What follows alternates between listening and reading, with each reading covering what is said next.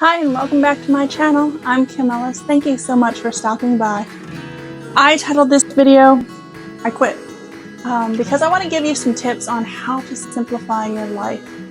Quitting things is not always the bad connotation that it brings up about saying that you've given in, that you won't do something again, that you're a quitter, you're not able to finish the race. Sometimes quitting means choosing. And oftentimes that's what you're doing. You're choosing one thing over another. What takes priority in your life? So basically we're talking about the concept of simplification. There's a lot of things that people want to do, but we only have one life and we all have the same 24 hours. What are we going to accomplish with it? So tip number one is to free yourself from distractions. It's easier said than done. I know you guys are on probably your phone or your laptop or maybe your TV watching this right now, and so I hope that it can be helpful and constructive. But a lot of times what we do is just endless scrolling. One thing that's recently happened, I started back up at Paths where I teach, and this year they have introduced a new system where we don't have phones. Now, the teachers are allowed to have phones, but they need to be put away, and the students are supposed to put their phones in the office if they happen to bring them. And the thing that I have found interesting in just a couple weeks already is that I'm less anxious. I'm less anxious about what I'm missing out on. It's stress relieving to have 2 hours where most people, I guess, if they're trying to reach me, they can wait. I don't have that distraction, and I can focus completely on my students, and my students can focus completely on their lesson and their artwork for the day. It's really been an incredible change and a nice blessing, and I want to get back to that in my life, outside the classroom as well. Is that mindless scrolling something that is benefiting your life? And that's something that you have to ask yourself. And of course, I know we can all have that day where we just need to veg out and not focus on things. And there are those days, but if those days become your habit, it can become an unhealthy habit. I know one thing that I've done is I've set on my phone limitations for my apps, and my teenagers have as well, and it helps to see that little sign that says time limit up. It helps to remind me, oh my gosh, I've been on Facebook for how many hours? And that might be some time that you can get back and free yourself and quit those distractions. Tip number 2, free yourself of regret.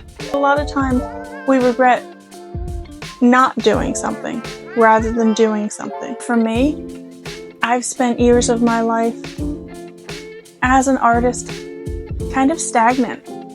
If you're creative, you know what that feels like, where you want to get stuff done, but a lot of times distractions get in the way, life gets in the way, and a month has gone by and we haven't done what we need to do. I had mentioned in a prior video that one thing that I like to do is I have my calendar and I have all my little pens in different colors, and I write down on what day I exercise. So I can look back and go, okay, I've exercised 3 times this week. Hooray, good. And I'm making progress toward maintaining a healthy me. And also I do that with art. Even if it's 10 minutes in the day, it matters. And so at the end of the month, I can look and say, I've done 16 days of art. And that's pretty good out of 30 days. And I can feel proud of myself, and I can see that I'm making progress just at a glance at my calendar.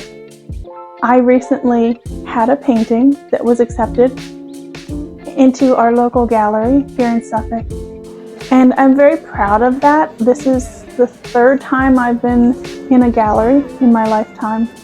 My friend Beth, she has artwork in a gallery. She paints oil paintings, and that's not me. And so in my head, I had categorized myself as just a children's book illustrator. But that minimized who I am and what I'm capable of. And so when I made my painting, it could have been rejected for the show, and that would have been fine. So I would have still created something great. and I wouldn't have had regrets about making it. So I encourage you. How can you live your life without regrets? Tip number 3 is how can you free yourself from the desire for more stuff, more possessions, more status, more wealth. I ask myself when I'm in the store or when I'm online trying to buy something, I ask myself, where will this thing live? If I don't have a definite of where this adorable, wonderful thing that I really need right now, if I don't have a definite place for it, then perhaps it shouldn't come into my home. And also, how much upkeep will this item take? How much work will this item take? Because even if it's a throw pillow, it's still going to need work to go onto the bed or onto the floor or wherever it's going to live on a regular basis. And once I ask myself that, I can go down the rabbit trail of, wow, that's a lot of work. No.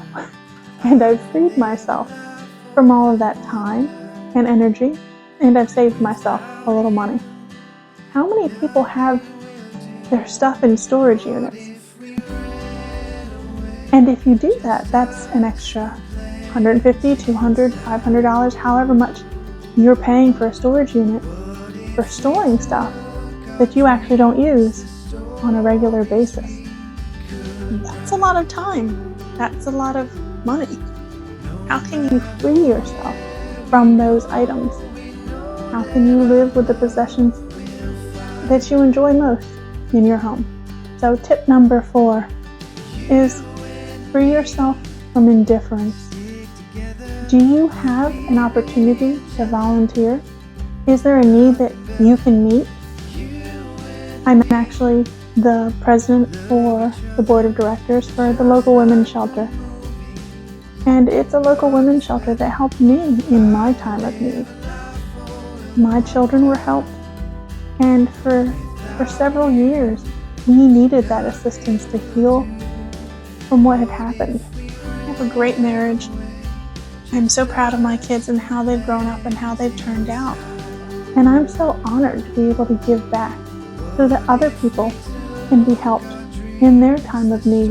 And when you are able to give back, your life becomes significant. Your actions become significant.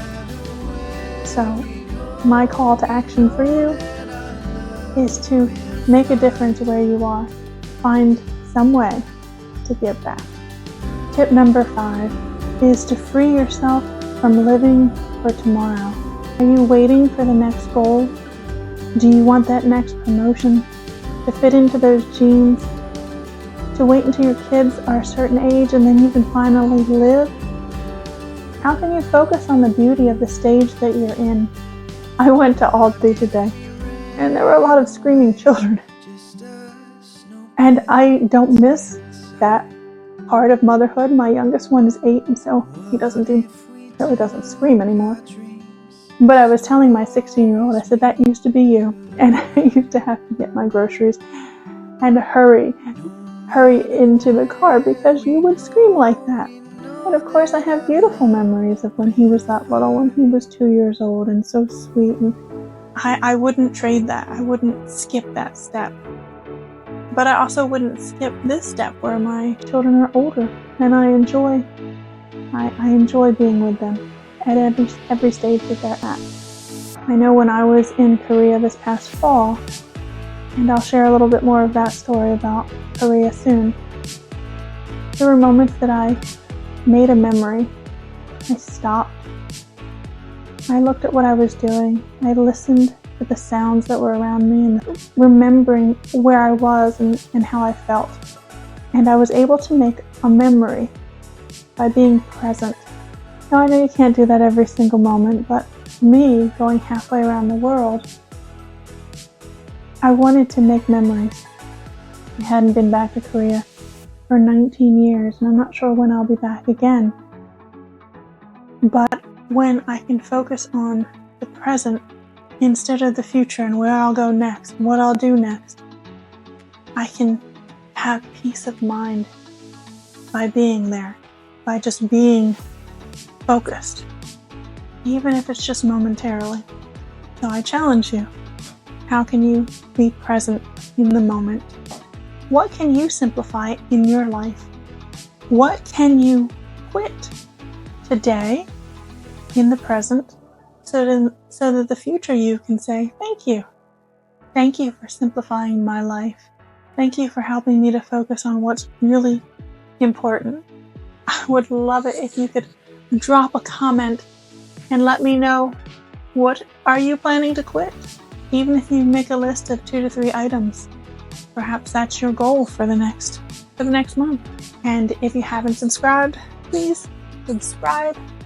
I'd be really honored if you do. I'm so thankful for each and every one of you. I hope to see you again, and I'll talk to you later.